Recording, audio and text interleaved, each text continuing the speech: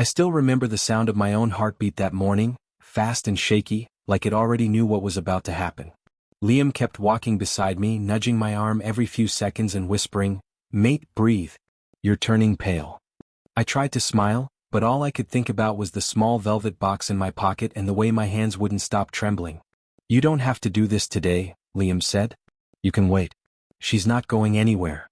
I shook my head. "I need to do it now. If I wait, I'll lose my courage again." Truth was, I'd already lost most of it. But I kept walking toward the hall, praying that today would finally be the day she saw me. When we stepped inside, the hall was packed.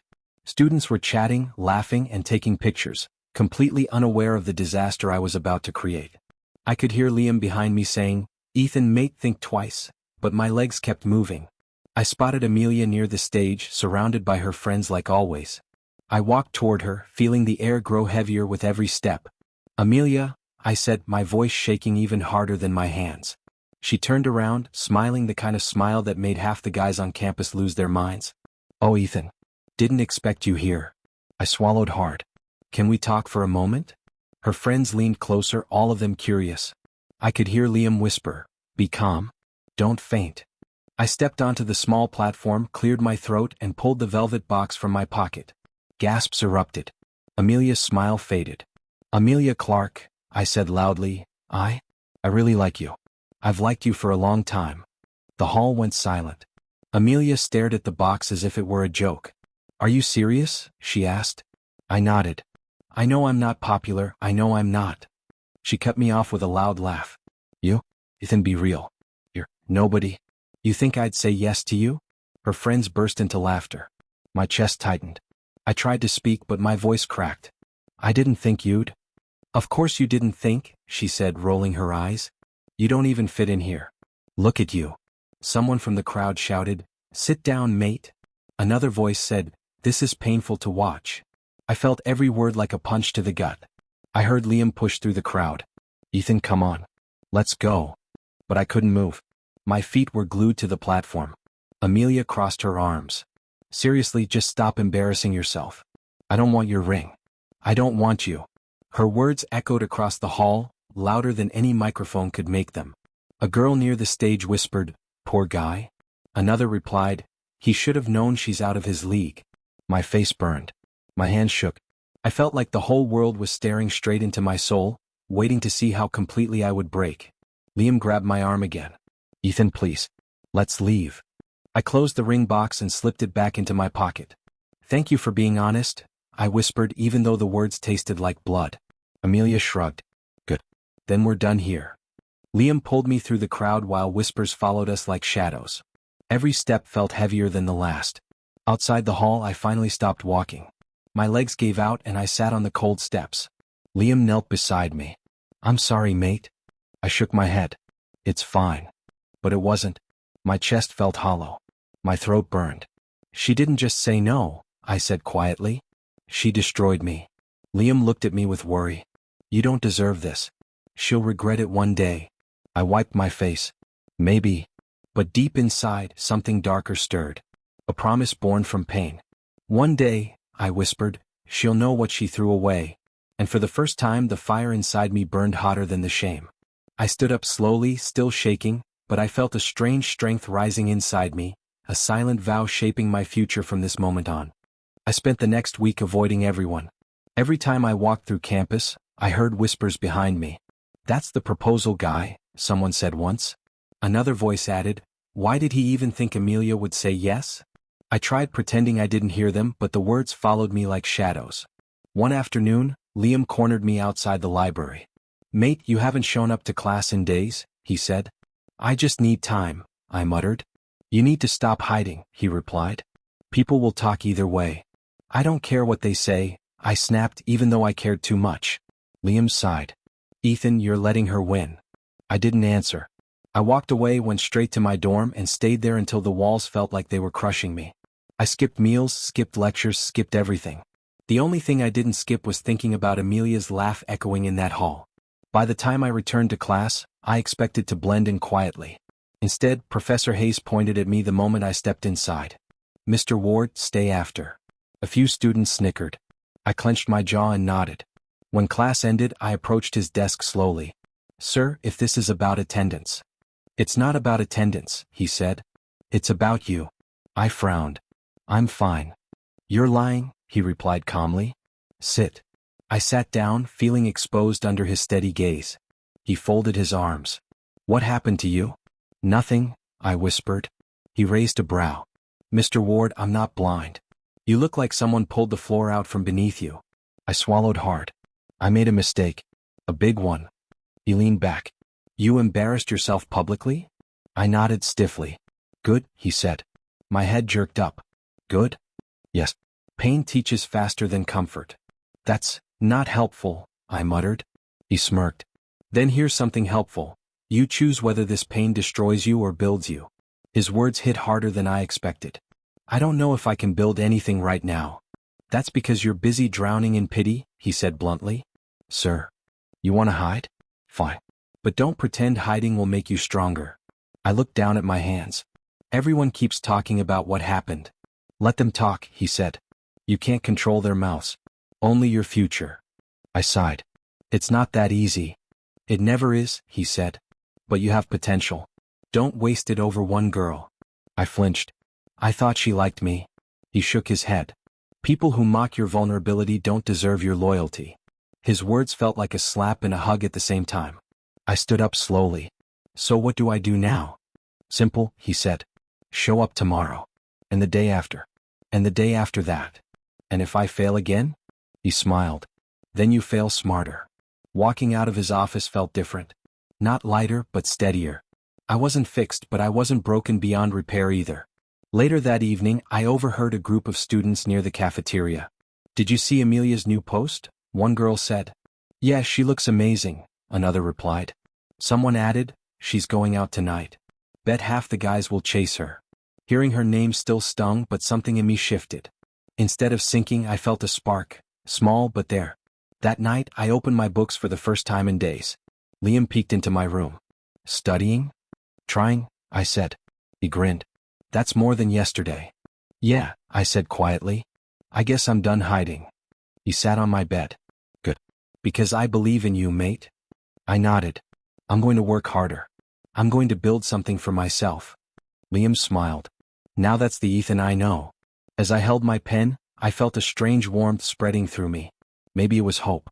Maybe it was anger turning into determination. Either way, I whispered to myself, "This won't be the end of me. Not even close." I clocked out late again, I muttered as I stepped into the cold evening air. Another day, another stack of receipts. My feet ached, but quitting wasn't an option. I needed the money, and more than that, I needed the discipline. Sophie waved from behind the counter of the small cafe next to the repair shop. "Ethan, you look like you fought a war," she said. "Maybe I did," I replied, dragging myself toward her. "Customers don't hold back." She slid a cup of hot cocoa toward me. "Drink. You're starting to look like a malfunctioning robot." I laughed weakly. "Great. That'll help my self-esteem." "Seriously," she said, leaning in. "How was today?" "Long," I admitted. "Store in the morning, repairs all afternoon. I keep thinking I'll get used to it." "You will," she said. "But only if you stop acting like the world owes you pity." I raised an eyebrow. "Wow. Harsh." "Needed," she shot back. "You're rebuilding, right? Then stop treating yourself like broken glass." Her bluntness made me smile. "You sound like a therapist. A very underpaid one." She grinned. "I'm just a friend who hates seeing you spiral."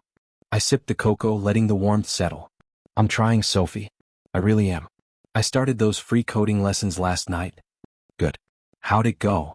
"Horrible," I said instantly. I stared at the screen for 20 minutes before realizing I didn't understand a single line.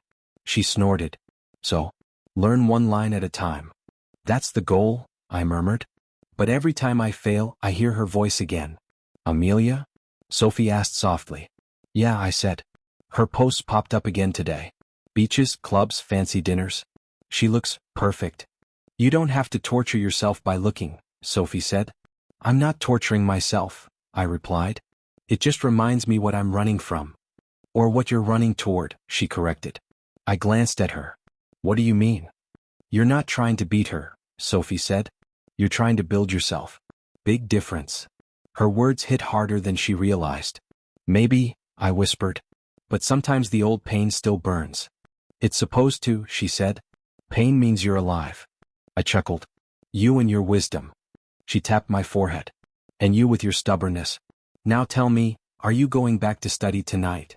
Probably, I said. But I'll fail again. Then fail better, she replied. Keep failing until you don't. I let out a breath. You make it sound simple. It is simple, she said. Not easy. Just simple. I stood, stretching my shoulders. I should get home before I fall asleep in this chair. Before you go, she said, promise me something. What? Don't quit. Not the job, not the lessons, not the healing. I swallowed. I won't. I can't.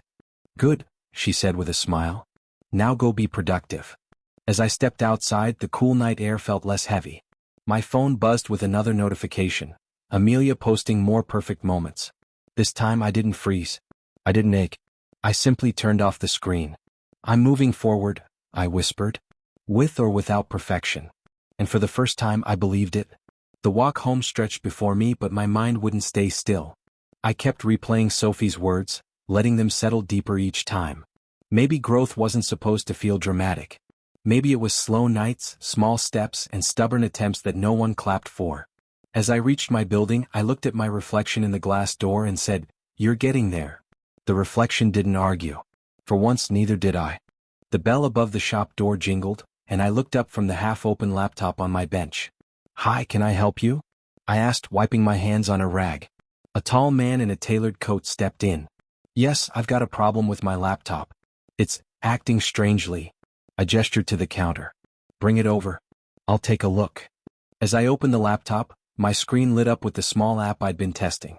"That's interesting," the man said. I glanced at him. "What is?" "That app you built," he said, leaning in closer. "Did you make this?" "Yes," I muttered, unsure if he was joking. "No way," he said. "It's impressive. You did this yourself?" I shrugged. "Been learning on my own. Just some free online lessons and trial and error." He laughed. "Trial and error, huh? That's how all great things start." He held out his hand. "I'm Oliver Grant." "Ethan Ward," I replied, shaking it. "You're serious about coding?" he asked. "Yeah," I said, feeling my chest tighten a bit. "It's the only thing that keeps me focused these days." "Mind if I see what else you've been working on?" he asked. Sure." I pulled my laptop closer. "These are some of the projects I've done recently. Nothing professional yet, but I'm learning." He sat on a stool, scrolling through my work. "Ethan, this is solid. Really solid. Have you thought about turning this into a business?" I blinked. "A business? Me? I've thought about it, but..." "But what?" he prompted. "I don't have the capital. I'm just trying to survive right now." Oliver smiled. "That's where I come in. I invest in people with potential, not just balance sheets." I felt my stomach twist. You would?" "I would," he said firmly. "I see something in you, Ethan. That fire, that drive. I want to help it grow." I couldn't speak for a moment. "I don't know what to say." "Say you're willing to try," he said. "That's enough." A week later we met again at a cafe. He slid a contract across the table. "This is your first investment. I'll fund your startup and I'll guide you if you want." I looked down at the papers, then back at him. "This is real?" "Completely," he said. "You've earned it." I laughed, a short, disbelieving laugh.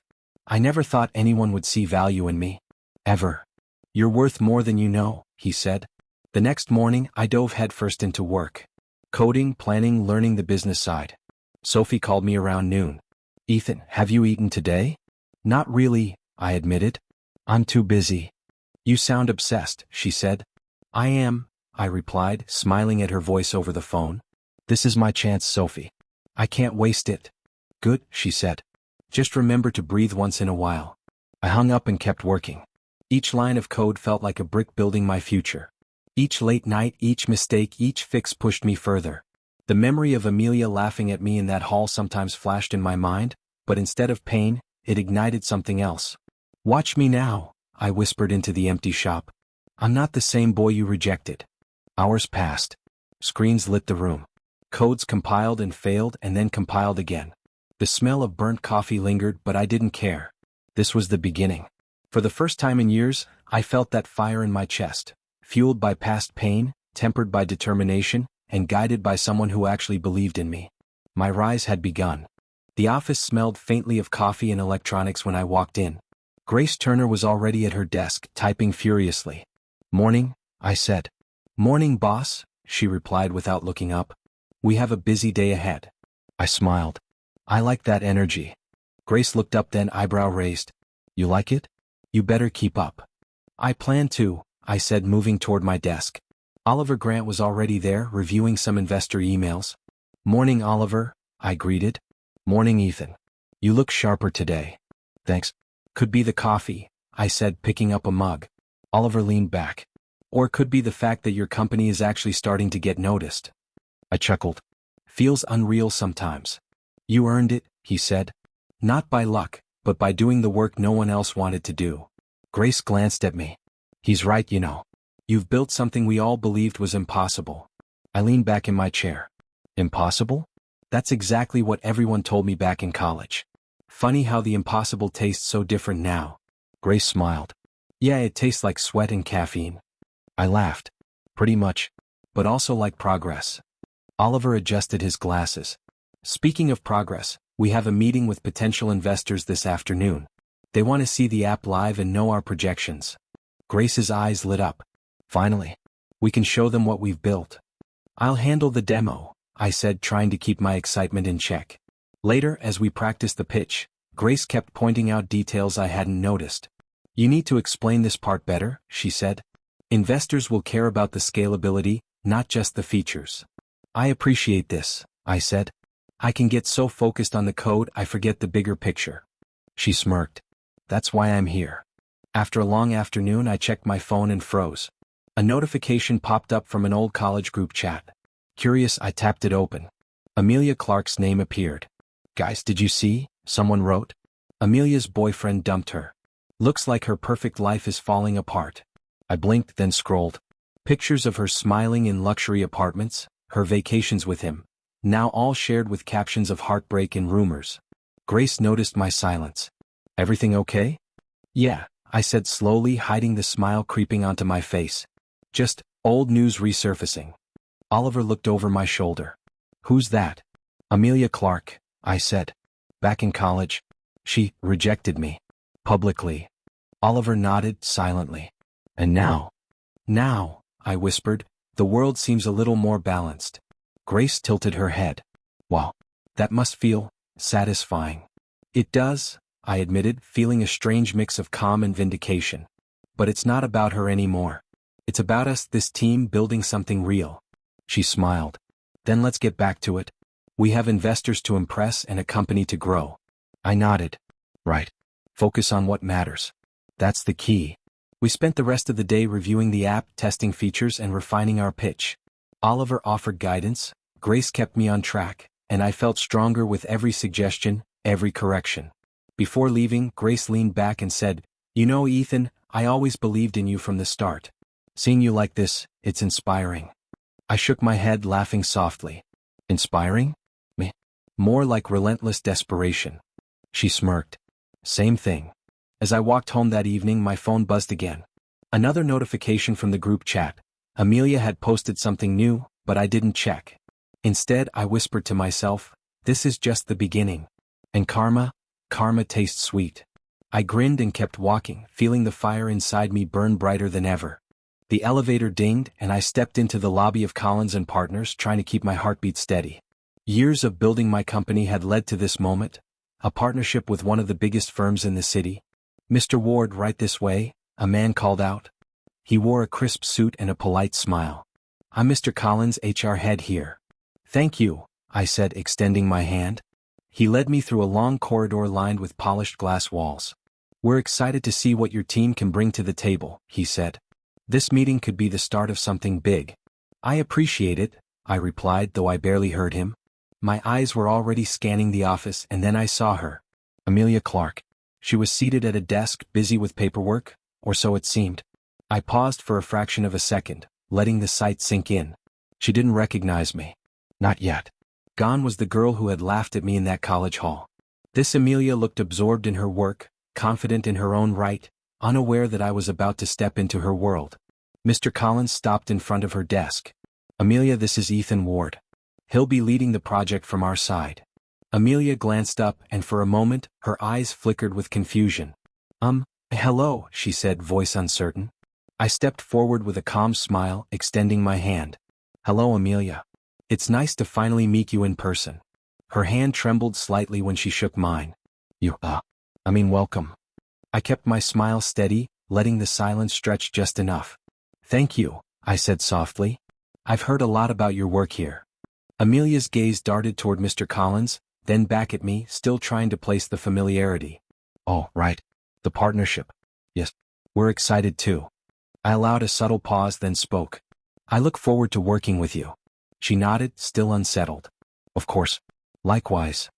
I took a slow step back, letting my presence leave an impression. It felt strangely satisfying, knowing that she had no idea who I really was, while I had everything she once mocked: confidence, respect, and authority. Mr. Collins clapped his hands lightly. Shall we begin the tour? Ethan, this is your chance to see the office and meet some of the team. Lead the way, I said, glancing once more at Amelia. She had returned to her paperwork, her earlier pause lingering in the air. As we walked, I felt a quiet thrill, a sense of karma settling perfectly. The timid boy she humiliated was gone. I had returned as someone she couldn't ignore, couldn't mock, and couldn't control. Later, as we passed her desk again, I whispered to myself, this is different. I don't need to prove anything to her. She'll figure it out eventually. Collins looked at me. You seem confident. That's good. The team will respond to that. I've learned that confidence is built, not given, I said. Wise words, he said, smiling. I nodded, already picturing the next steps, how my company and my team would thrive. Amelia would witness my growth, but this time I wouldn't let her actions define me. She glanced up again as we moved down the corridor. This time, there was a flicker of recognition in her eyes, just for a moment before she quickly looked away. I let her think whatever she wanted. The game had changed. I was no longer the boy she rejected. I was Ethan Ward, the CEO she now worked for. And for the first time in years, I felt the quiet, satisfying weight of balance. The office doors opened and I walked forward, calm, collected, and ready. My past had shaped me, but it no longer chained me. Karma had turned in my favor, and I was exactly where I belonged. Amelia asked to meet me in my office. Her tone sounded casual, but I felt the tension in the air the moment she stepped in. Ethan, she said, voice low. Thanks for seeing me. I nodded slowly. You wanted to talk. Yes, she admitted. I owe you an apology. I raised an eyebrow. Apology? After all these years? Her hands fidgeted on the desk.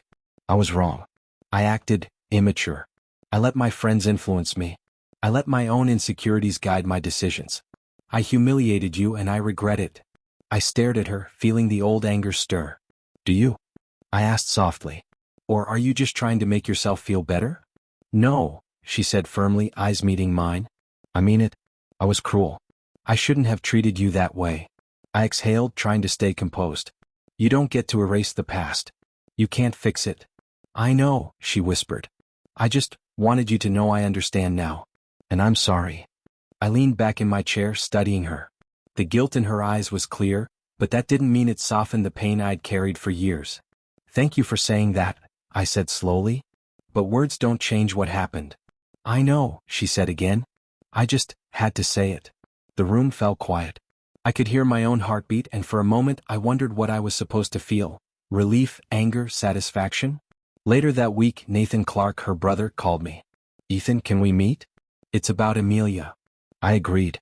We met at a quiet cafe. Nathan didn't waste time. I just want to thank you, he said, for staying respectful, for not humiliating her back.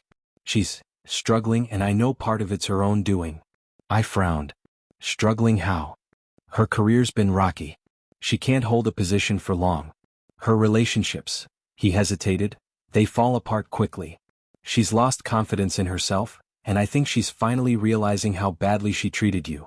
I nodded slowly, processing it. So karma's working? Nathan shook his head. Not exactly. It's more complicated. She's realizing the consequences of her actions, but that doesn't make it easy for her, or for you. I sipped my coffee, feeling conflicted. Part of me wanted revenge, a little satisfaction for the years of humiliation. But another part wanted peace. I'd built something strong. I'd grown. Did I need to drag her further down to feel complete? Nathan leaned forward. Ethan, I know this isn't your problem. But she's starting to understand. I just wanted you to know that. Thanks, I said quietly. I appreciate it. He smiled faintly. Whatever you choose, revenge or peace, it's your call. Just, don't let old pain dictate everything. I nodded, staring out the window at the busy street below. The sunlight reflected off the glass, and for the first time in a long while, I felt the weight of the choice in my hands. Later that evening, Amelia emailed me a short message. Thank you for hearing me out today. I didn't respond immediately. I stared at the screen, thinking about Nathan's words, about my own growth, and about what I truly wanted. I whispered to myself, revenge might feel satisfying, but peace is stronger. The city lights outside my window flickered like small promises, and I realized something. Amelia's regret, her guilt, her struggles, they were hers to face. My job was to move forward, to keep building, to keep rising. I leaned back in my chair, letting out a deep breath. I'm done letting the past control me, I said softly. And for the first time I felt something shift inside me, calm, strength, and clarity. The choice was mine, and I intended to choose wisely. I walked through the office, my tie loosened and my sleeves rolled up. Amelia was at her desk, reviewing reports. She looked up when I passed and nodded politely. No smirk, no attitude, just a professional acknowledgement. Ethan, she said softly. Morning, Amelia, I replied, keeping my tone neutral. She didn't argue, didn't try to correct me. For the first time, the dynamic had shifted completely. She worked under me now, and the subtle tension in her posture told me she knew it. Later, Sophie called. Mind if I drop by? She asked. Of course, I said, already smiling at the thought of seeing her. About an hour later, she entered the office, greeting the team warmly. Amelia glanced up as Sophie approached my desk. Their eyes met. I noticed the flicker, a mix of recognition, surprise, and jealousy. Amelia's fingers twitched against her keyboard. Sophie grinned at me. Wow, this place is amazing. And you're thriving. Thanks, I said. It's been a journey. Amelia cleared her throat. Mr. Ward? Ethan, she corrected herself quickly, her voice tight. Sophie tilted her head, catching the tension. Oh, she said casually, nice to meet you. I'm Sophie, a friend of Ethan's from a long time ago. Amelia's jaw tightened. I see. Sophie leaned closer to me. You know, she looks different. I noticed, I said, smirking slightly. Amelia tried to interject. Ethan, we need the quarterly numbers. I waved a hand. I'll review them in a minute. Let's not interrupt our conversation. Her fingers drummed nervously on her desk. Sophie laughed softly. It's amazing seeing you like this. The old Ethan, you've completely transformed. Amelia's eyes flicked toward me, a faint green flash of envy I couldn't miss. I leaned back in my chair, crossing my arms. Transformation takes work, I said. And patience. Something I had plenty of after college. She swallowed, looking down at her papers, quiet now. For years she had been the one laughing, the one mocking. Now, every glance she gave reminded her of the boy she had underestimated, and the man who now led her career. Later that afternoon, the board gathered in the conference room. Ethan, your leadership this quarter has exceeded expectations, one member said. The numbers are impressive and the team is motivated. Excellent work. Thank you, I said, keeping my composure. It's the team effort that matters. Amelia sat quietly in the back taking notes.